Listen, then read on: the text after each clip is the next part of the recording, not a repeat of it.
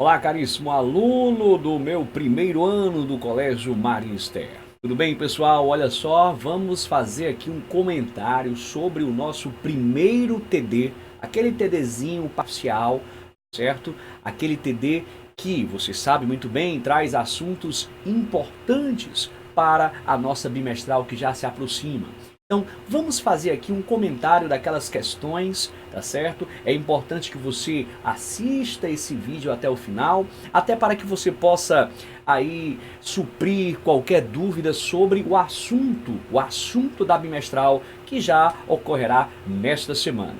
A minha preocupação em gravar esse vídeo é justamente te ajudar a obter nota máxima nessa provinha que se aproxima. Beleza? Tranquilo? Preparados? Solta a vinheta.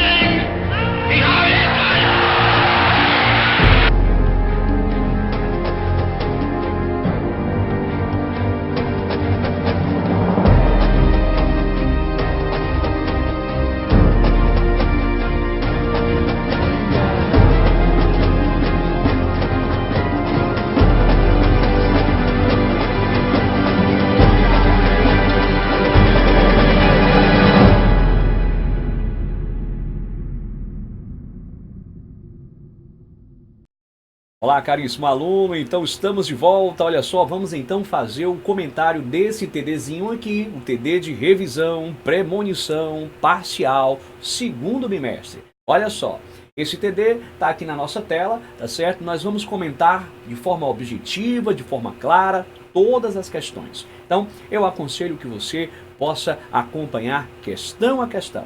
Então, vamos à primeira questão. Olha aí, diferencie a origem lendária e a origem histórica de Roma, assunto que nós estudamos e nós vimos que a origem lendária é aquela famosa origem de que Roma foi fundada pelos irmãos gêmeos Rômulo e Remo, tá certo? Lembrando que os irmãos foram amamentados aí por uma loba. Em sala de aula nós contamos a história lendária, é claro, se é lendária é porque nós não temos comprovação histórica disso, certo? Então é inclusive a origem mais famosa. Inclusive os irmãos que foram amamentados por uma loba, ao crescerem, acabaram disputando o poder, né, de Roma. E o que aconteceu? Rômulo matou Remo e assim Rômulo se tornou o primeiro dos reis de Roma, tá certo? Então essa é a origem lendária.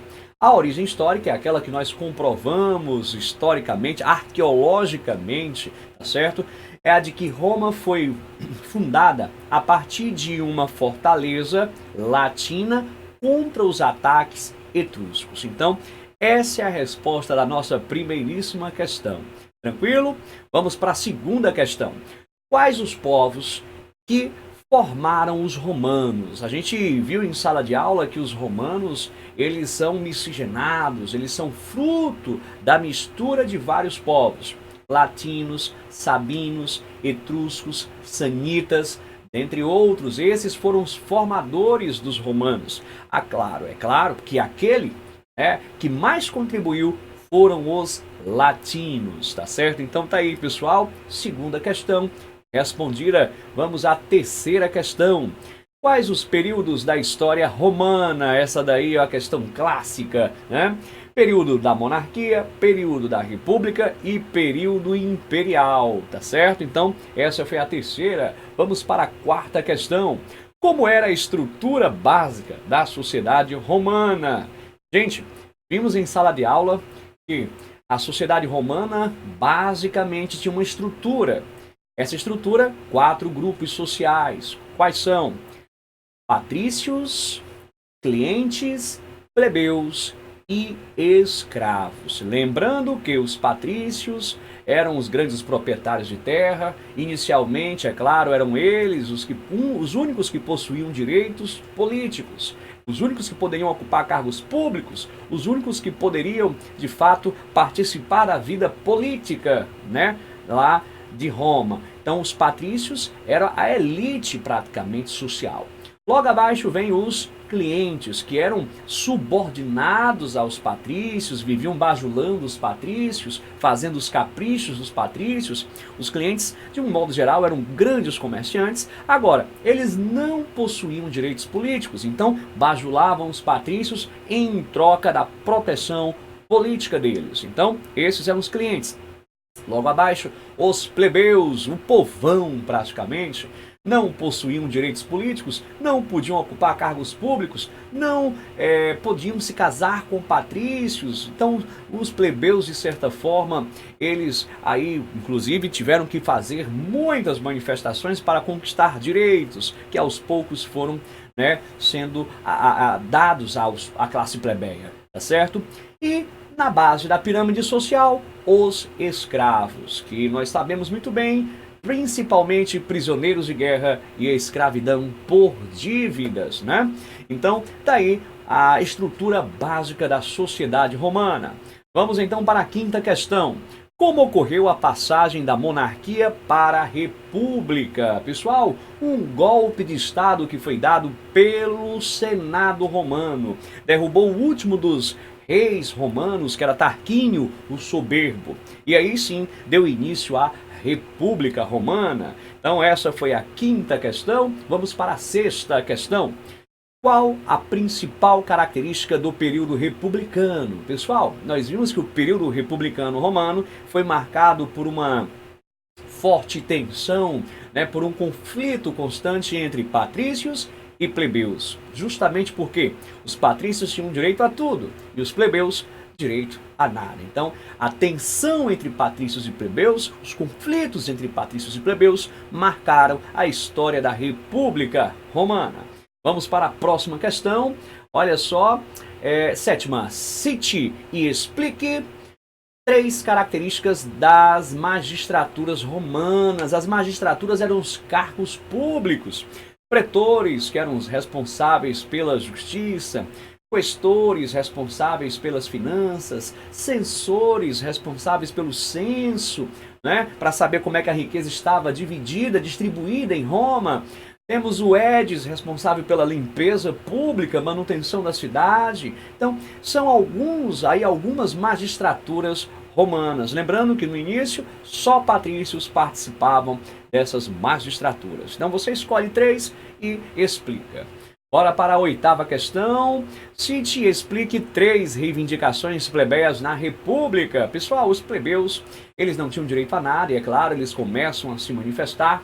Inclusive, em 494 a.C., nós vimos que os plebeus fizeram uma grande greve geral, se retiraram de Roma e disseram que só voltariam caso suas reivindicações fossem atendidas. Como a cidade ficou desprotegida, os patrícios tiveram que ceder. E olha só que importante falar.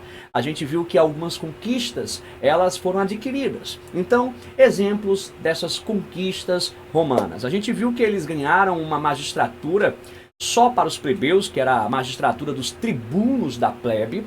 Lembrando que os tribunos da plebe, pessoal, era uma magistratura poderosíssima. Um tribuno da plebe tinha o poder de vetar uma decisão no Senado. Outra grande conquista foi a famosa Lei Poetélia, que acabava com a escravidão por dívidas. Isso foi muito importante. Muitos plebeus, eles eram escravizados por dívidas. Pessoal, temos também aí a famosa Lei Canuleia, que permitia o casamento entre plebeus e patrícios. Ou seja, eu peço que você cite e explique aí 3, então tá aí as 3, mas lá no nosso slide tem muito mais, tá certo? Na apostila de vocês também. Tranquilo? Então essa foi a nossa oitava questão. Vamos para a nona. O que foram as guerras púnicas? Guerras púnicas, guerras entre Roma e Cartago. Causa da guerra, disputa pelo mar Mediterrâneo. E nós vimos que os romanos acabaram vencendo e as consequências dessa guerra foi assim muito importante para Roma. O próprio mar Mediterrâneo se tornou aí o famoso Mare Nostrum romano e Roma passou a expandir-se por todo o mar Mediterrâneo e o que estava ao seu redor. Tá certo? Então, olha só essa questão muito boa. Nona, o que foram as guerras púnicas? Tá aí o comentário da questão. Vamos para a 10ª questão. Cite 3 consequências do expansionismo romano. Pessoal, aumento do número de escravos, falência dos pequenos agricultores. A gente viu também que aumentou a tensão, aumentou o conflito entre patrícios e plebeus, tá certo? Então, são 3 consequências do expansionismo romano. Vamos para a próxima questão. Questão agora número 11. Caracterize as reformas dos irmãos Graco. Os irmãos Graco, a que me refiro, eram Tibério Graco e Caio Graco. Tibério propôs uma reforma agrária. É claro que essa reforma agrária não agradou os patrícios e Tibério acabou sendo assassinado. E agora vamos falar sobre Caio. Caio Graco propôs a lei frumentária, que era a distribuição de trigo, ou melhor, pão, para os plebeus. Bom, os patrícios também não gostaram, e aí nós vimos que Caio acabou depois cometendo suicídio quando soube que seria morto a mando dos patrícios, tá certo? Então, essas foram as reformas dos irmãos Graco. Questão número 12 agora. Como é dividido o Império Romano? O Império Romano, nós temos o período do Alto Império e o período do Baixo Império. Do século I até o século III, Alto Império. Do século III ao século V, Baixo Império. Lembrando que o século III foi o período do caos político em Roma. Tá certo? Bora para a próxima questão, agora a questão número 13. O que foi a política do pão e circo? Olha aí, governo de Otávio Augustus. A política do pão e circo foi justamente uma das principais características, uma das principais medidas do governo do imperador Otávio, que servia justamente para alienar a classe plebeia.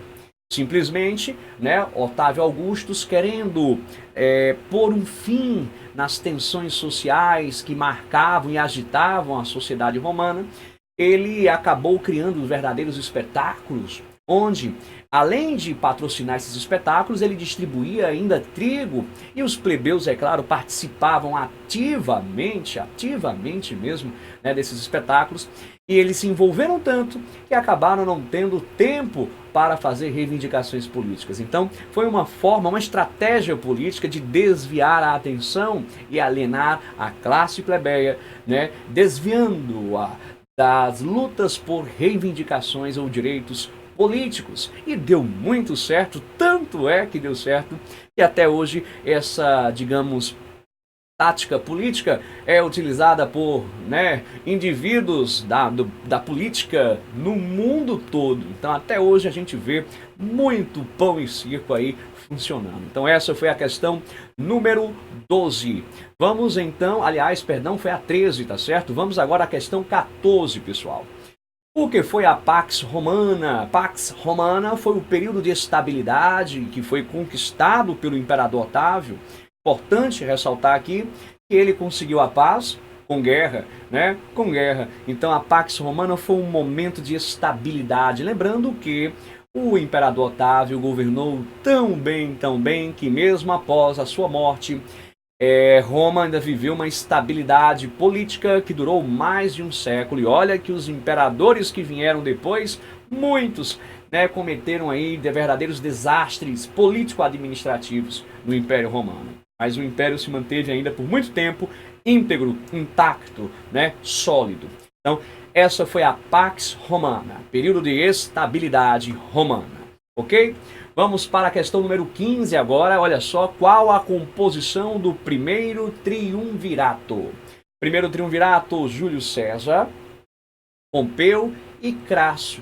Então, muito simples. Vamos para a 16ª. Qual a composição do segundo triunvirato? Segundo triunvirato, nós vamos ter Caio Otávio, Lépido e Marco Antônio. Então, tá aí a questão 16ª. Vamos para a 17ª.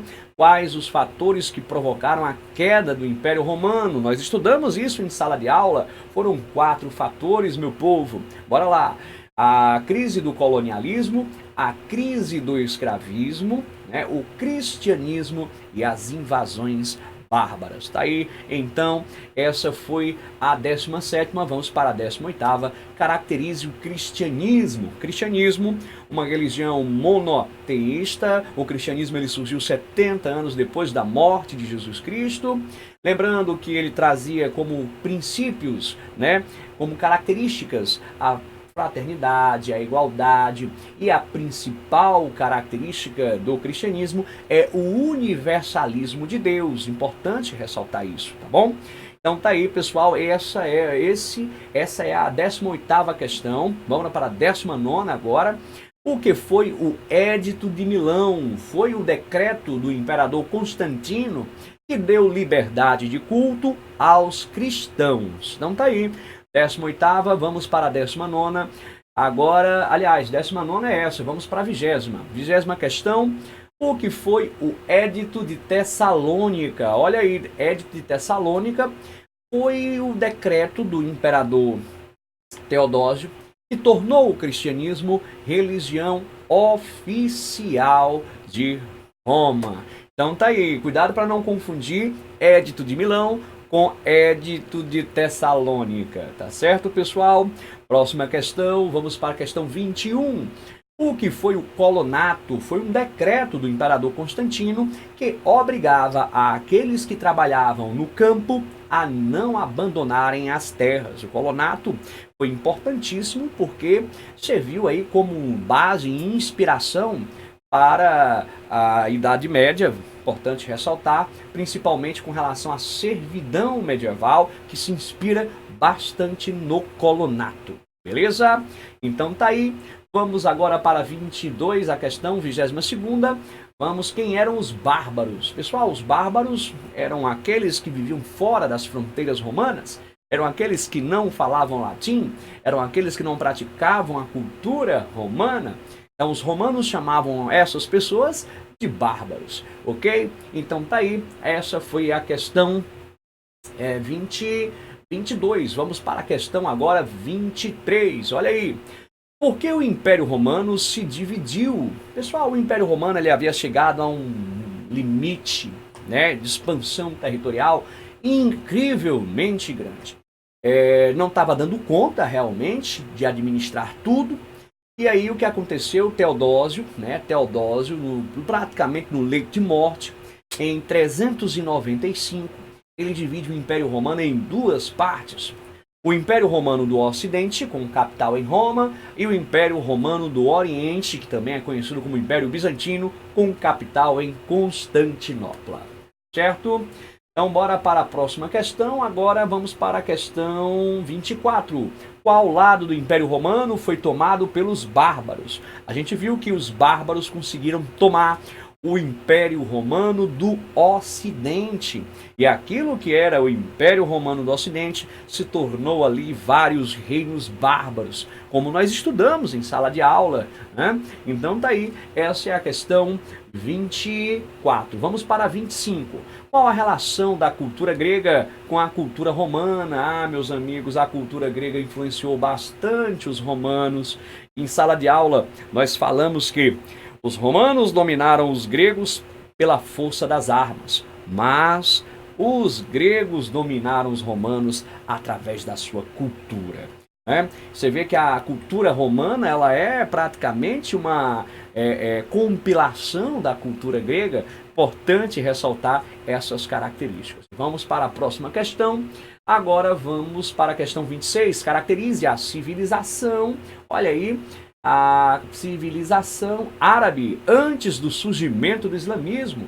Pessoal, o povo árabe ele era um povo politeísta, dividido em várias tribos. Inclusive nós vimos que de todas essas tribos, uma merece destaque, a tribo Coraixita, que era aquela que administrava a cidade de Meca, principalmente o templo de Caaba. Era a tribo mais poderosa do mundo árabe. Então, essa é a característica, né? Politeísmo, divisão em várias tribos, não havia uma unidade. Não havia uma unidade entre o povo árabe antes do islamismo. Inclusive, essa é uma característica primordial do islamismo. O islamismo, ele une o povo árabe através da religião. Então, importantíssimo ressaltar isso. Próxima questão.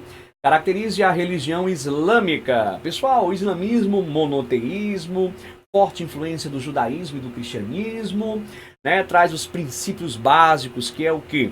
Orar 5 vezes ao dia, não comer carne de porco, evitar tudo que possa conduzir ao erro. O livro sagrado é, né, o famoso Alcorão. Então, essa é a religião muçulmana, tá certo? O islamismo, a palavra islamismo vem de islão, que significa submissão a Alá. Tranquilo? Bora para a questão agora 29, o que foi a Hégira? A Hégira foi o momento de fuga de Maomé de Meca para Medina, marca o início do calendário muçulmano. Ok, pessoal? Essa foi a Hégira. Tranquilo? Questão agora 30. Diferencie sunitas e xiitas. Vimos isso em sala de aula, eu coloquei até na lousa para vocês isso aí de forma muito clara. Os sunitas, a maioria, xiitas, minoria. Os sunitas acreditam que o líder tem que ser o mais preparado entre os muçulmanos. Para os xiitas, o líder tem que ser um descendente consanguíneo do profeta Mohammed. E outra coisa importante, para os sunitas, é importante ressaltar que os sunitas eles acreditam, além do Alcorão, no Sunna. Para os xiitas, não, só o Alcorão, certo? Então tá aí as diferenças primordiais. Questão 31. O que entende-se por jihad? Jihad quer dizer guerra santa. Guerra santa. 32. Cite algumas etnias que foram trazidas como escravas para o Brasil. Pessoal, nós falamos em sudaneses, bantus, né? Sudaneses e bantus principalmente, tá certo? E urubás também nós estudamos em sala de aula. E a nossa última questão, olha só, cite uma característica que diferencia o reino de Gana dos outros reinos africanos, pessoal. Então, olha só, o reino de Gana, como nós vimos em sala de aula, ele de certa forma era dono de reservas incríveis de ouro. É importante ressaltar que ele não possuía um território fixo e delimitado, né? Todos eram subordinados ao rei, havia uma rede de alianças que assegurava inclusive o pagamento de tributos e a formação de um poderoso exército pelo reino de Gana. E olha só, viviam de agricultura e viviam de pastoreio. Então, importante ressaltar essas características. E essa foi a nossa última questão. Então, tá aí as respostas do TD parcial de revisão para a nossa prova bimestral. Beleza? Bons estudos, galera. Valeu!